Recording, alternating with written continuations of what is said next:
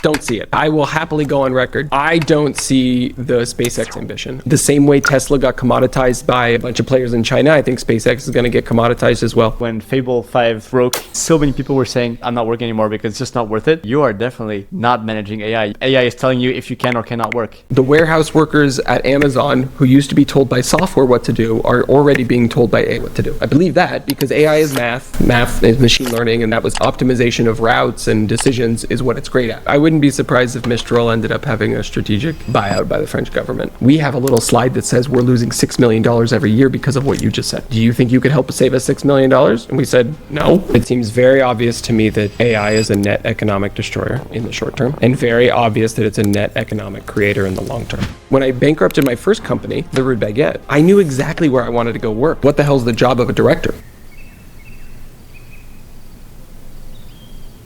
There we go. It's hard to date in the Bay Area because my little profile says AI founder and everybody wants to talk about what I do. Is it the best time or the worst time to be a founder right now? Best time.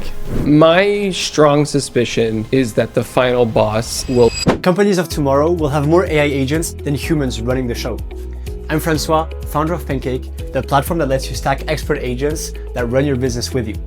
We're in San Francisco interviewing the top 1% of YC founders that literally live in the future and have agents doing most of their work. Welcome to the age of high leverage.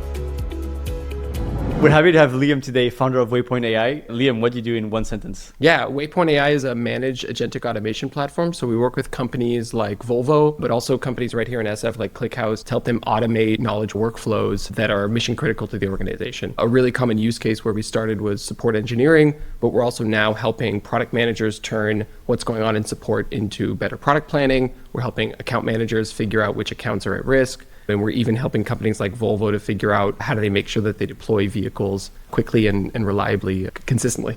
Cool. Yeah. So you're basically helping these companies become AI fluent. And something you said that was interesting is in the past, workflows, workflow automations used to be pretty deterministic, over to a non-deterministic automation where even if there is reasoning in it to a reasonable amount, can also be automated through AI. And that's the problem you're solving today.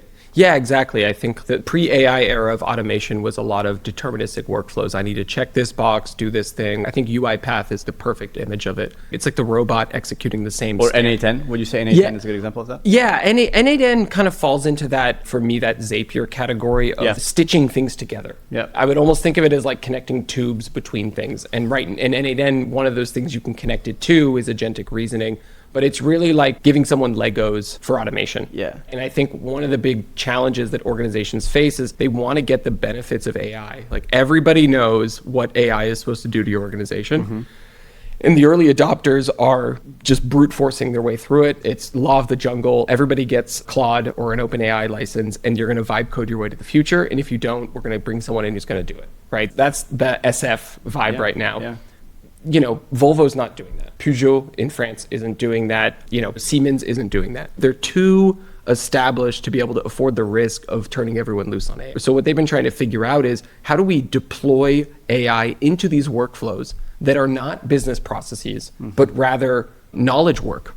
You might call them knowledge workflows, right? And how do we put AI in there so that we spend the least amount of time doing the stuff that is the necessary work in order to make a critical decision and free up time to do the decision, right? The example for an account executive is they need to decide what's the pitch, what's the pricing, how do I close? But if you talk to any AE pre-AI, they spend more than half of their time filling in medpic things, doing pipeline reporting, et cetera, right? Or taking notes, writing follow-up emails, right? And so we've got AI to get rid of that work. That's cool. Yeah. And the interesting thing is you're mentioning how there's like those two different speeds at which companies evolve in terms of automations. You're based in San Francisco, so you can have this glimpse into the future. Yeah. I'm curious, and this might be a bit provocative, but does N8N have a future? Oh yeah, absolutely. AI is so big that clearly there's a future for almost everything. I think what's great about San Francisco is that you don't get a glimpse into the future, you get a glimpse into the possible futures. Oh, that's good. And all of them at once, right? Yeah. If you love your MCU, you're going to love living in San Francisco. I was going to say, it is the multiverse. It's all the at once. multiverse. You get to see all of them. And over time, it goes from all the possible universes converge into what ultimately happens. And really, it's not just one. It's who gets the lion's share and who gets the small share, right? I think in the Bay Area, a good example is Rackspace versus AWS, right? And you saw this sort of bare metal managed data center business versus pure cloud, and they both kind of played out, and over time we figure out what wins, right? And so what you get is all of the futures playing out. You asked me a company about N8N, of course they have a future. They just signed a huge agreement with SAP.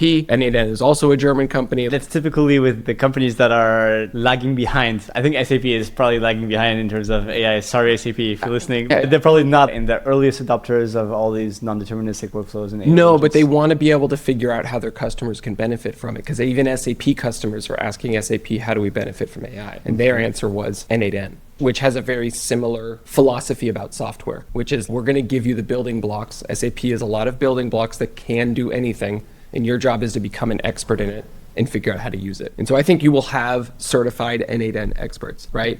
That's fair. And that's useful, the way there's certified AWS experts. I don't think every organization is going to want to be locked into a specific certification or a specific expertise, right? They're going to want to get that benefit, especially in the next 5 years. I think organizations don't want to wait to see which of the futures flushes out to decide, because a lot of the organizations that did that with cloud, mobile, and the internet, if you wait until the definitive version of the future presents itself, you're waiting too long. And so this is a really interesting era where everybody knows AI is important and nobody knows how. And so a bunch of different organizations are taking different approaches, which is a great opportunity for an AI startup, because you can go and say, okay, what we realized was everybody's looking at what the early adopters are doing. Let's go and talk to the mature companies, and let's find the subsection of those companies that are looking to adopt AI. And as it turns out, industrial and OEMs are all heavily invested in GPUs. There's NVIDIA inside every Volvo, first of all. There's hundreds of computers underneath a hood of a car. So an automotive company is a software company. It's a software-defined vehicle, right?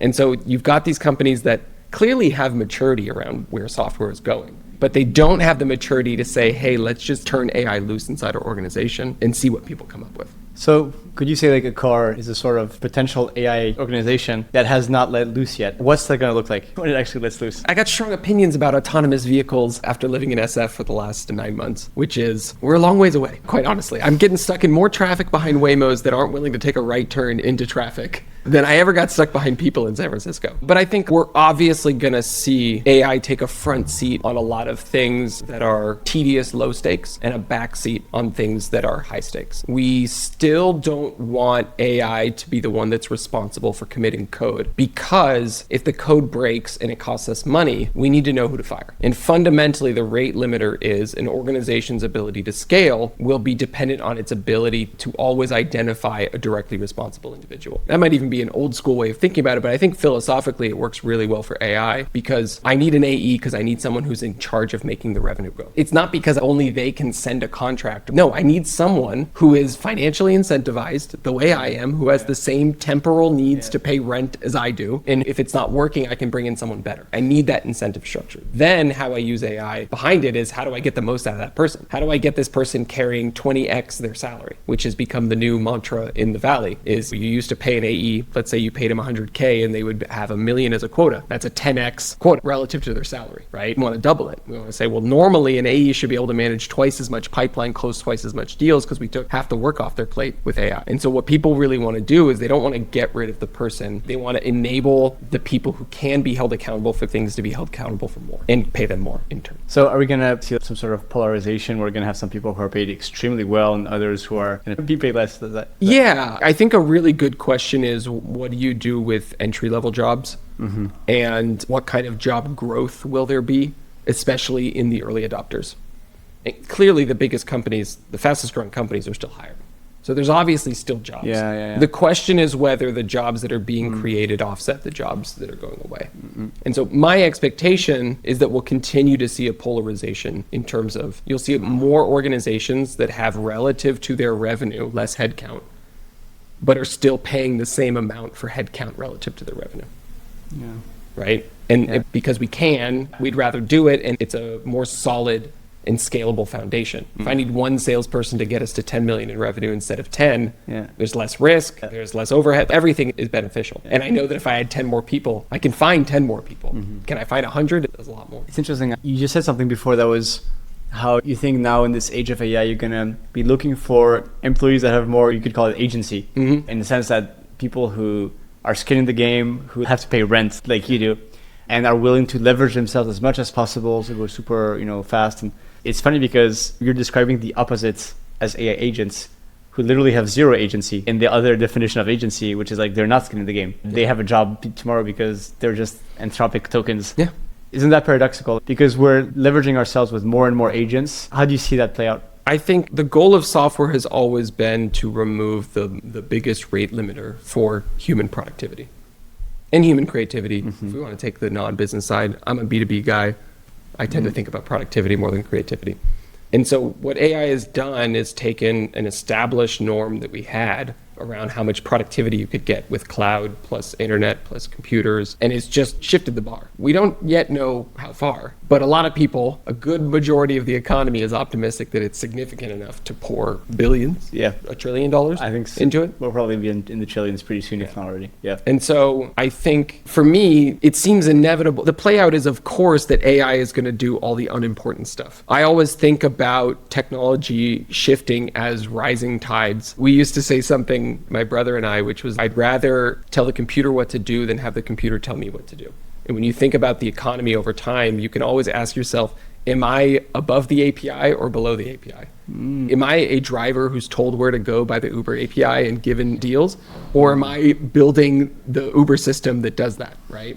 And so the question will be, are you above the AI or below the AI? Is AI telling you what to do, or are you telling AI what to do? And I think the percentage of people that will be above AI will be lower than the percentage of people that were above cloud. And I think that's why we see the polarization.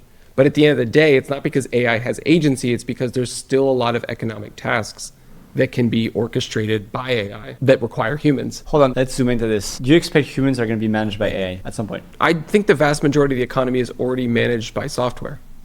Okay, in a more explicit way, literally, at some point, you have a bottleneck because in an organization, after 10 direct reports, usually you have a middle manager. Can you imagine a middle manager being an LLM that actually asks you, okay, what's your status report? How's it go? Like, changes objectives? Me? No. That is not personally my vision for AI, and here's why. Why doesn't the AI already know that, and what benefit do they get from seeing it? I don't actually believe in the middle manager AI. What I believe is that AI gets rid of the need for the middle management. That's what I actually think. I think we get to a lot more flat organizations. I think a real good question is, what the hell is the job of a director?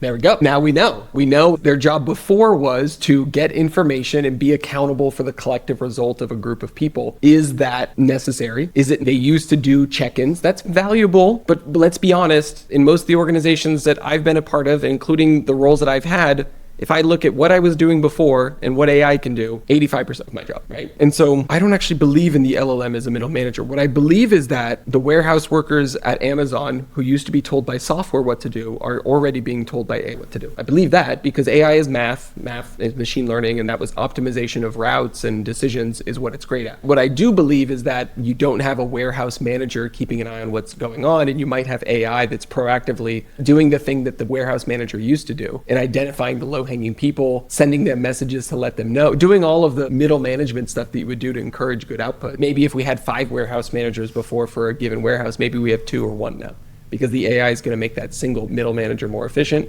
and we don't really need 5 of that person anymore because they're not rate limited by human reasoning, right? The challenge with middle management is I had 16 direct reports when I was at my last job in Paris. I had gotten rid of a few people in the sales leadership. I was hiring replacements. And so I had all of the AEs, all of the marketing directors, and a few VPs across different departments that reported into me. I had 32 hours of weeklies. That's insane. It was insane. It was absurd. It's a waste of time. It was absurd. And all of this was happening at the exact same time that ChatGPT came out. And my realization was, for the amount of output that we're getting today, I don't need 75% of the people if the right AI tooling is there. However, I think most companies will pump the brakes on AI adoption because all of the existing humans have an incentive to slow it down because it gets more job security. And so my thought at the time was, it's better to start a company from scratch, even doing the exact same thing and not being competitively differentiated, than staying in the existing players and migrate to an AI powered company. and just start AI native. Do you think there's going to be people pushing back inside organizations? There already are. Because they're scared of AI taking their job? Oh, yeah. I mean, we do deployments inside of large companies. I mean, we were doing customer support AI, and you would walk in and leadership knew exactly what the problem was. It had nothing to do with how good is support at writing messages. So is ego the biggest bottleneck to AI right now? I think I think there's a big existential crisis around what's my job for a good chunk of the workforce. America, Ireland, the UK, France is probably there as well. Mostly white collar work, mostly knowledge work. I would argue that every single knowledge worker, if you take their job the day before ChatGPT launched, at least 20% of it could be completely removed from their plate. Yeah, I would argue much more than 20%. I would say that the middle of that curve is probably about 80%. And so it's an existential crisis. If you liked what your job was, the devil you know versus the devil you don't, you're incentivized to slow it down. That's fair.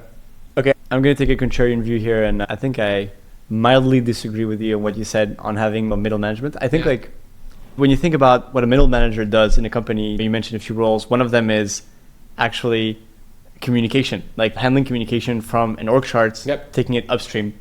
That is extremely inefficient. That's like the most inefficient way to handle communication, because you get some of the communication, you don't understand everything, and then when you pass it off, you just miss out. And so at the end of the chain, the person at the top just has only a fraction. And I think LLMs are much better at triaging through context and understanding what information is critical. I think the only thing that basically an LLM is not going to be able to do as a middle manager is the coaching part, which is like what you're expecting from a human manager is motivation, helping you make your career better, go faster, giving you tips. But if I, as a middle manager, walked into every single meeting and I already had everything I needed to know in order to coach that person served up to me, I could coach dozens of people. Exactly. I would argue that potentially middle managers are going to become AI, that you're going to have coaches that are going to be the new middle managers that are just going to be there to make you a better human at your job, make you more motivated.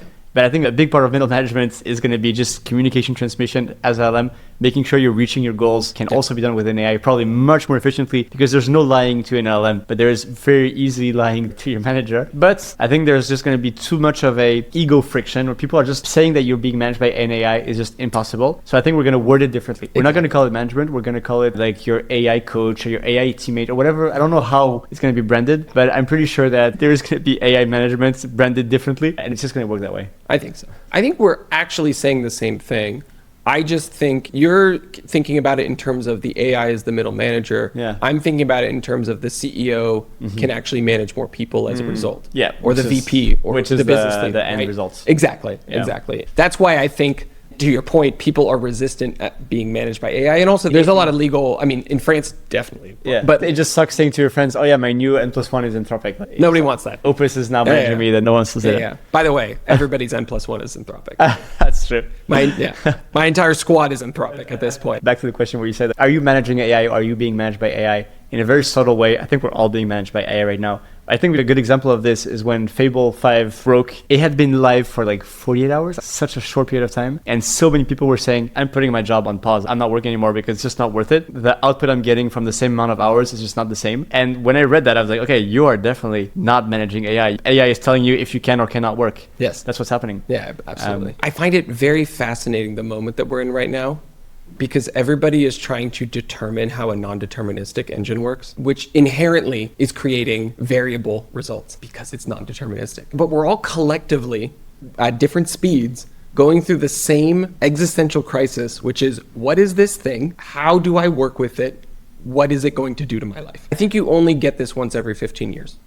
I started my career around the same time you did, right? Post-cloud, right? I grew up .com era here in the Bay and saw my parents working in it, and the iPhone launched. But I really came up in that generation of people who saw AWS basically and the companies that were in Salesforce and companies being built on top of SaaS software, and said, oh, this is going to change everything about everything. I can build phone calling, I can build AirCall, I can build Algolia, I can build all of this stuff. Oh, take this new technology, it's going to change everything. So pick a problem, apply this technology to that problem, it will inherently be better. And I think AI is doing the same thing. And I think we're figuring out what it's going to change and what that looks like. How do we map? I think a lot of the old SaaS playbook doesn't apply to AI, but I think a lot of the core principles do.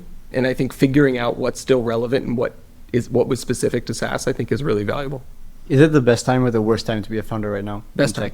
Best time, because you have no job security as an employee. It is always a better time to be a founder when the employment market is volatile. Because the thing about entrepreneurship is that it's volatile, but it's volatile relative to the alternative. And right now, the job market is very volatile. Doesn't mean that everybody's getting fired, but a lot of people are changing jobs, that's for sure. A lot of people are finding a newfound love for consultancy. And so I think now is a great time. So that's number one. Number two, at every inflection point from technology, personal computer, internet, mobile, cloud, now AI, the early breakout winners are almost never all the winners in 15 years. Okay, Google started at the rise of .com. Google's still dominant. Okay, but how many others started around that time? How many different visions of the future manifested and didn't end up being true? And so what's great about right now is you can look at a problem where there is an AI native who cares already doing it, and you can go, I don't think that's how the future plays out. And you can build something right next to them. And so it's a great time to start a company because you almost always feel like you're last to the game when you start a company.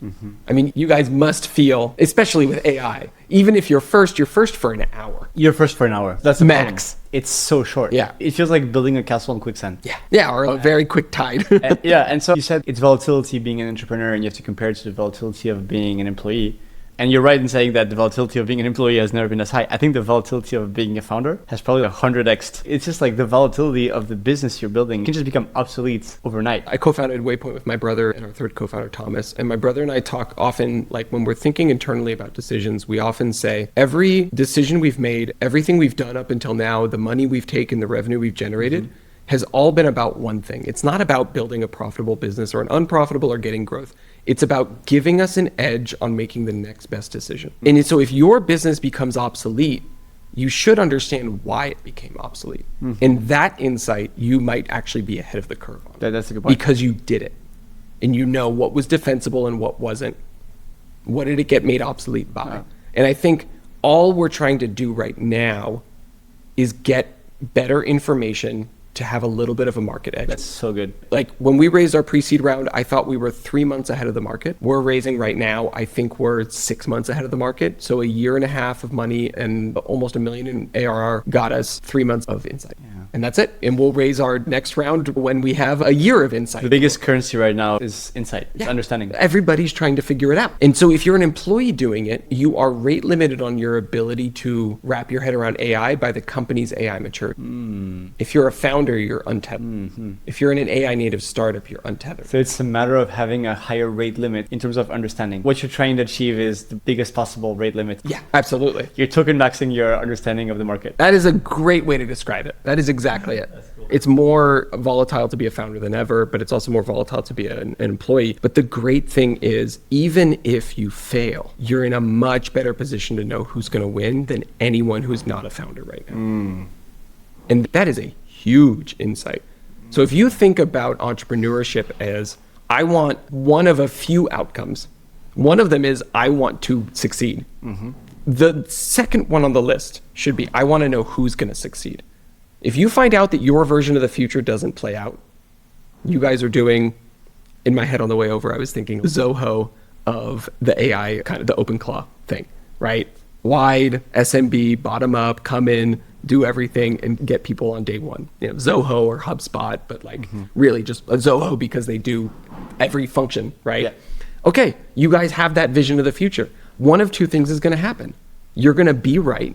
You're going to find out who's right. And that's why I've always felt like when I bankrupted my first company, the Rude Baguette, I knew exactly where I wanted to go work. I didn't apply to a single job. I went and talked to the people I knew or I thought I knew were going to win. Because you had access to all this market knowledge, you had interviewed all the founders. You earn the right to make better decisions, right?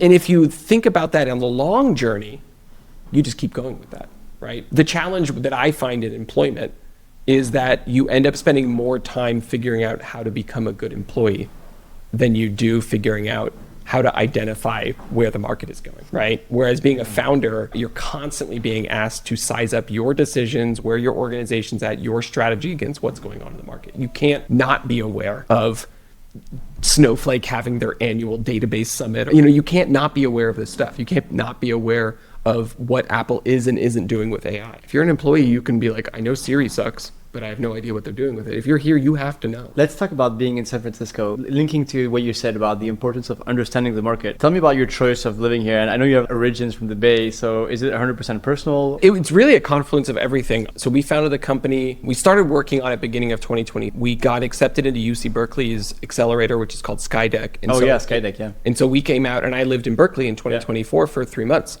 And went through the program. Yeah. And then we raised our first round of funding through SkyDeck. We got Volvo as a customer through SkyDeck, and we were off to the races. We got a few other customers and we started off. So in 2025, we were really going after AI early adopters. So I was out here even more, spinning up, talking with companies, figuring out what's going on. And as I looked at 2026, I thought, what are the odds that I spend more than half of my year here in total? Very high. And so that was a big impetus. Yeah. The other impetus was, it's a great time to be in California. If you're in AI, I can't even pretend that I was still living in Paris. I was living an hour north of Paris. Two very different worlds. Finding people that you can talk with about what you're working on professionally here is inconveniently easy. It is hard to find people that aren't working on AI. It's hard to date in the Bay Area because my little profile says AI founder and everybody wants to talk about what I do. And I'm like, that's great, but I do it all day long. Can we just talk about anything else other than this? I still got a little Frenchman in me and I want to just sit and sip some wine and have a chat.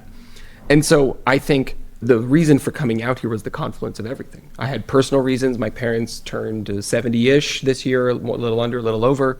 My co-founder and brother just had a kid 2 weeks ago. I grew up here and I hadn't lived here in 15 years, and it felt like everything was just pulling me back to California. I also have the biggest advantage, which is I grew up here. I grew up here. Like my dad lived up the street from where we were. Before there was a baseball park, he lived where the baseball park is now. That's an exciting advantage to have when you're in the Bay Area, to feel like a local. Yeah. What I find interesting is you don't have to have grown up in California to take part of the AI revolution. People it's here even are just better not to. Why? One of the reasons I'm happy to be back is I can be back like an immigrant. And I think the perspective you have and the fight that you have is much stronger when it can be taken away from you. And it's much stronger when it doesn't feel understood and you're trying to figure it out. I see the people who just got here hustling a lot more than the people who grew up here. Mm-hmm. I got friends who grew up here. I ran into someone I went to primary school with the other night. Wow. It was great. They're a partner in a law firm. It's fine. You know what they did? They did associate, senior associate, and then whatever's before partner, and now they're partner. Okay, it's great. Yeah. It's great. They live a great life. They're having a good time. Could anyone do that in any major city? Yes, and they're doing it here, and that's great because they came from here. But when you look at the people who build great companies, they come here with determination. And so I think it's honestly better to come here and have the uphill battle, the visa uphill battle, the cultural uphill battle, the language uphill battle. That's the right amount of uphill battles to have in your life when you're starting a company. Another uphill battle that should be mentioned is the cost of life in California. So expensive. Which means that if you're not part of the top 1% performers as an employee or as a founder, you cannot stay in California. I think it's actually one of the biggest challenges right now. It's like a filter. It's like a giant filter. Yeah. I mean, the good news is that's where the Silicon Valley is really insular. You can raise a lot of money early on if you know how to. I think what's really hard as someone who has European investors to someone who has European investors is the amount of money you can raise when your plan is to go to the Silicon Valley. It's tough. Mm-hmm. Your dollar doesn't go nearly as far, right? And I think that's the right amount of difficulty. And I think that's the right amount of challenge to be thinking about upfront. And there are always ways to live cheaply, even in San Francisco. You find out really quick what conditions you're willing to accept.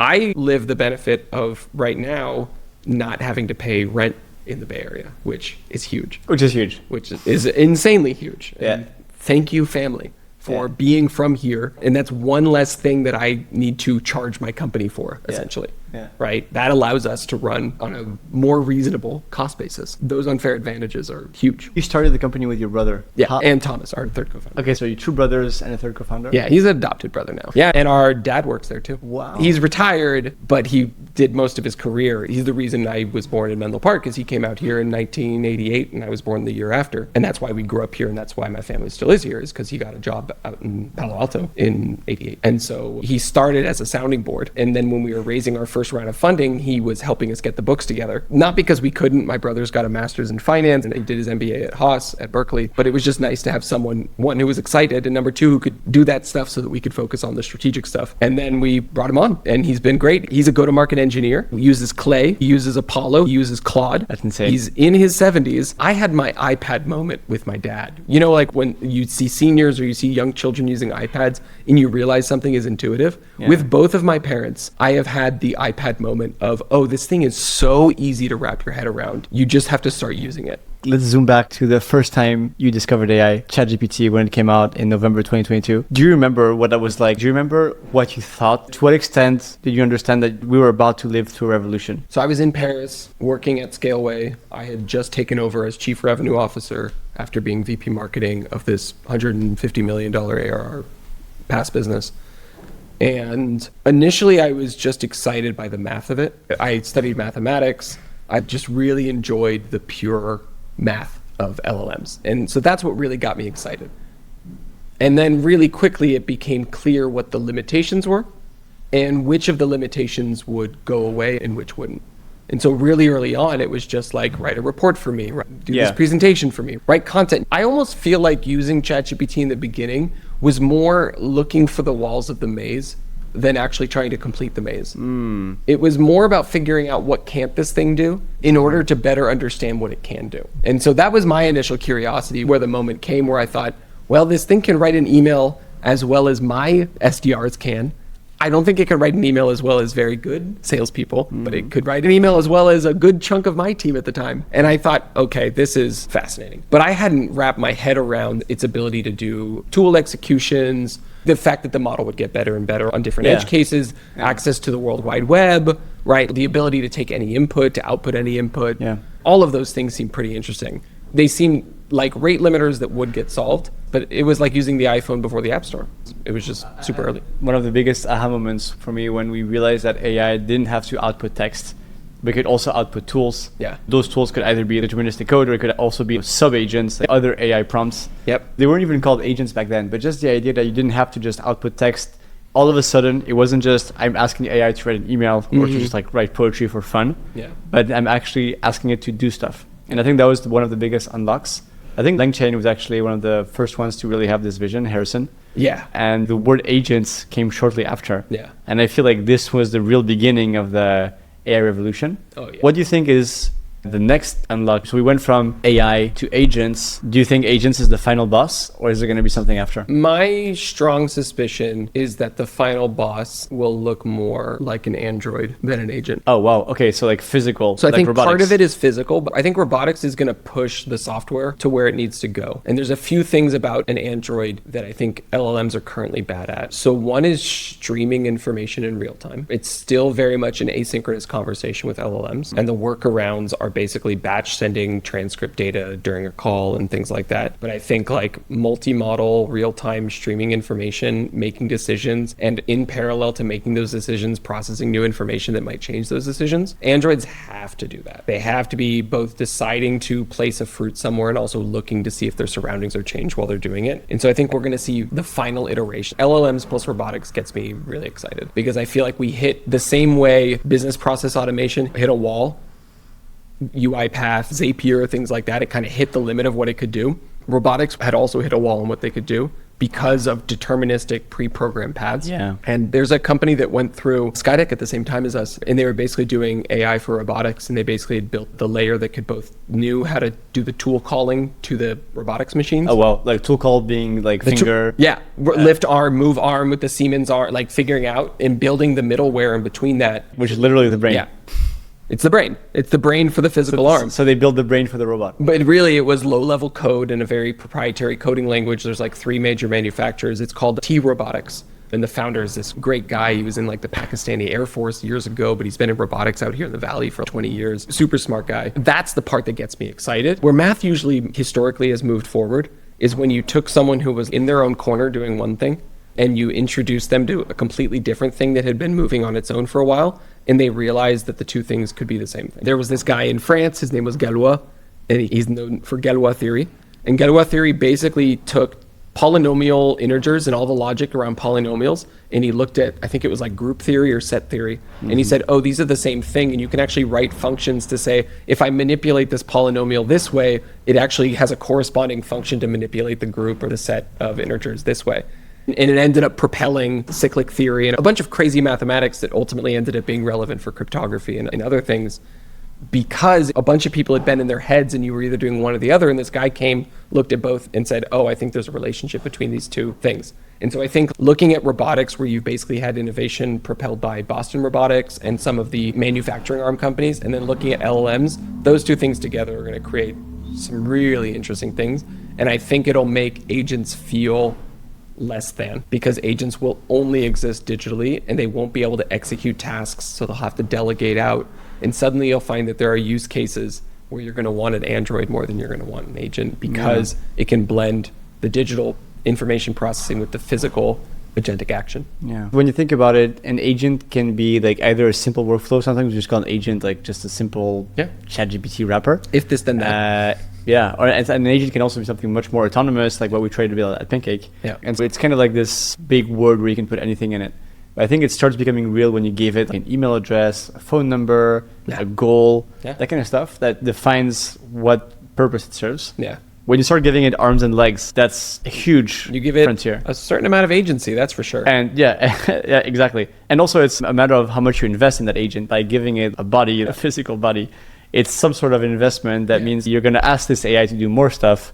And I think the direction we're taking is also having those agents that aren't just little experiments that you're doing, but actually things that you're investing time and money into. Given the way the defense industry is going right now, I highly suspect that the robotics industry will follow suit. And what I mean is, there's a really great interview recently that I was listening to about the evolution of warfare, which is a tough topic, but it's a real one, which essentially is we moved from very expensive high-end weaponry to a drone with C4 that can be piloted. Very low cost, $500 to go hunt the enemy. Huge ROI. Huge ROI. Relative to what we were terrible what it means, and it's awful what's happening in the world. But I highly suspect that the same thing will happen in the robotics industry, because the standardization of the hardware is more important than the specialization, because it's just software-defined hardware at the end of the day. And the chips are already standard and everything, and the metal's already standard. And so the sooner we figure out the form factor, I think you're going to see build your own Android, plug your own llama onto it, and plug your own brain, and you're ready to go. It's going to be a $350 drone. It already is. We're just only doing it for flying things in the air because that's the use case that demanded the innovation. This is both fascinating and scary. The last thing I want to talk about is kind of your contrarian takes. And that's something that I always enjoyed reading. I was planning on starting this interview with the Rude Baguette. With the Rude Baguette, kind of like your personal history.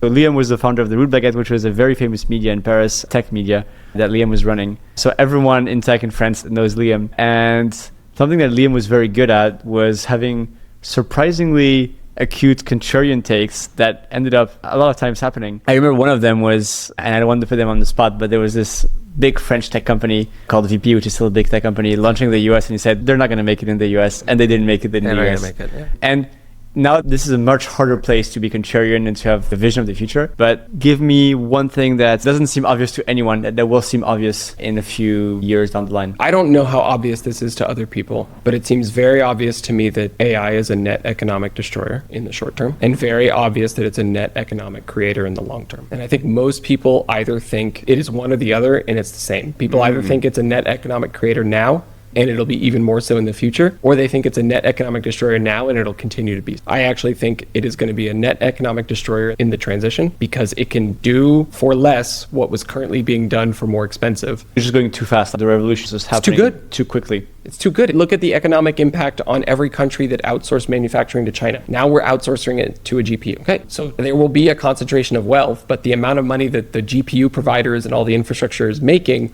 will be less than the GDP impact of employing all the people that were doing it at the time, because it is a more cost-effective way to do something. Who is going to be making the most money in this revolution? They already are. I have no contrarian takes on that one. Okay. Yeah, I think the infra layer, like the infra layer. Yeah, I think the data center companies are going to be hit and miss, but the ones who hit are going to be printing money for years to come. You know what they say? We're in gold rush territory. Right? Yeah. You know, we're in the 49ers. Yeah. When there's a gold rush, the people who make the most money are the people selling shovels. So who's selling the shovels? Yeah. And it's pretty expensive Energy, shovels. GPUs. Energy, GPU, real estate, cloud infrastructure. GPU, like AI generates a ton of compute, CPU compute, storage, database requirements, egress of data, right? Those are the people who are winning. Or people who own space, which is the next real estate frontier. If you want to put that in data center. Oh, contrarian take. Don't see it. I will happily go on record. Don't see it. Think it's completely over. Okay. Say that in a full sentence so I can extract that and show it to you in 2 years and we'll see if you're right. I don't see the SpaceX ambition. It's not that I don't think that the outcomes that are being talked about will happen, but I think we're closer to a US Steel Carnegie Mellon problem. That is, there's too much of a concentration of wealth. There'll be an economic backlash before they can realize the economic vision, and the company won't actually be the one that benefits from the vision they're talking about.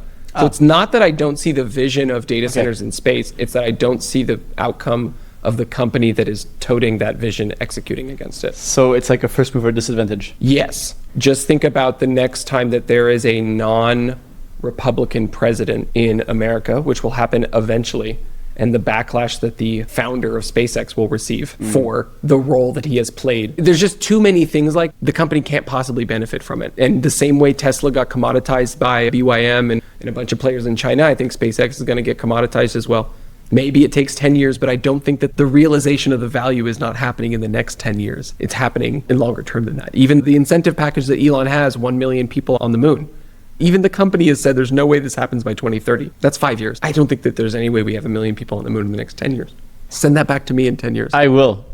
My last question is, will any of these companies be nationalized? At some point, the stakes are so big. You see what I mean? Not in America. There's only one non-American company right now, and it's French in the AI space. Yeah, I think I wouldn't be surprised if Mistral ended up having a strategic buyout by the French government. Yeah, that seems reasonable. France is objectively in a great position to benefit AI. And it has everything to do with the fact that their math education is top 5 in the world. Some of the best mathematicians I've ever met in my life. And I studied mathematics in France. I never felt more stupid than taking a master's class in mathematics in France. But number 2, they've been bullish on nuclear energy consistently. Yeah. And so they have the cheapest and greenest way to produce energy right now. They have a strong incentive to figure out how to dispose of that waste when it gets to be too much. And so I think France is in a great position, and they have a tendency to take a minority stake in those strategic assets. And I wouldn't be surprised if they ended up owning somewhere between 15 and 30% of Mistral, just to make sure it doesn't fall into the wrong hands. And that makes sense. The reason we don't do it in the US is because no one's worried about the US companies getting bought out by foreign interests. But do you think they could be worried about the concentration of power? For example, SpaceX would have one day by owning all the satellites, by owning the space infrastructure. The Anthropic would have by owning the infrastructure behind code. I see enough alternative outcomes that seem more probable than the US government nationalizing those businesses, that include those companies not being as good at executing because of their monopoly and therefore being disrupted by a competitor, macro forces negatively impacting those companies in a way that we can't foresee. It just seems like there's enough outcomes that have played out in the past that I don't see nationalization being a big thing. And it's not a muscle other than the current president of America. We don't really have a tendency to take a stake in companies. I think it's an interesting idea, but I just don't see it playing out. I think a good question that a lot of people should be thinking about is, what can only you do? Okay, so what is your edge in this industrial revolution? I think I have a few edges personally. I think number 1, having grown up here, having seen cycles before, I think the worst thing you can do in a technology cycle is think this is unlike anything we've ever seen before. Because it's not that it isn't, it's that a lot of it is something we've seen before, and a really important part is something we haven't seen before. And knowing the difference is the difference between reinventing the wheel and building a good enterprise. And I think that's where a lot of people struggle, is there a lot of AI startups are reinventing the wheel, not learning from the experiences of the past technological cycles around that. That's why companies see their company get disrupted overnight, is because they don't remember that AWS launched and then they started building load balancers. So if you had a load balancing startup running on AWS in 2007, bye-bye. And then they built networking tools and like all of these things that people came along and said, oh, they did the V1, let's build all of the layers around it that fix it. No, you have to have an idea in your head of what are the limits of what the infrastructure provider, which is the frontier model companies, what they will and won't do. And as far as I can tell, they're going to make more money off of people using their product via API than off of humans using it, because API distribution always trumps what humans can do. And when you do that, you have an advantage in building the platform, but not solving all all of the application use cases, because by trying to cannibalize your API market, you end up invariably executing worse on each of the individual use cases than healthy competition that's building on top of your platform will create. This is why AWS doesn't build a lot of SaaS products. They'd much rather have the entire SaaS economy running on them than try to win 3 or 4 key businesses, which they might not win and they might waste a lot of money on. And so I think understanding what the model companies will likely do and won't do is really important. Yeah. And I think a lot of that can be gleaned from the API economy, Stripe. A lot of the Anthropic and OpenAI is a lot of Stripe alumni. And there's a good reason. It's because Stripe had a really good playbook for what do we do and what do we not do, right? But then you have to also understand where is it different. So that's number one. Yeah. And the last thing I'll tell you that I think is more important than ever and that I've built my career on being good at is building good relationships, building empathy for humans, and communicating that to them. I find that you can build almost any business today. And this is one of the tenets of our company when we started it. If you want to build an AI startup, if you can't, B2B, and I would specifically say mid-market B2B and up, because I don't know that this applies for the product-led approach, but I think it still does. I think it does, because you have to create a brand, but it's a separate and it does. Exactly. You need to be able to speak to a problem that someone has in better words than they're able to articulate it themselves. And the way I've always gone about doing that, and the way I ran the Rude Baguette, the way I did brand marketing when I was at Algolia, the way I ran marketing and ran revenue, was always about, let me try to understand and have a lot of empathy and build a genuine connection. And then let me try to distill down what is the essence of what's going on here. And so the way we got Volvo as a customer is we spoke about a really specific problem and they said, whoa, we have an internal board slide about that problem. We have a little slide that says we're losing $6 million every year because of what you just said. Do you think you could help us save us $6 million? And we said, no. And they said, you should come out anyway and see if you can. And they literally pulled us. We went out to Sweden. We got a tour of the Volvo factory. I was just there 4 weeks ago. We go every quarter. And they walked us through and they said, we create JIRA tickets. They get escalated to engineering. And here's the problem. We said, that's support engineering. And they said, that's what we're trying to tell you. We have the problem. Please help us fix it. And the reason we were able to do that is because you had the empathy layer. Exactly. We weren't looking for the right product positioning and the message and the campaign. We would just reach out to people and say, I think that I know the number one thing that your CEO yells at you or your boss about. And I think it's this. And they said, how did you know? And that's how you do cold outbound today. Yeah, that's true. Cool. That's gold. Thank you, man. That was really cool. Yeah, this was fun.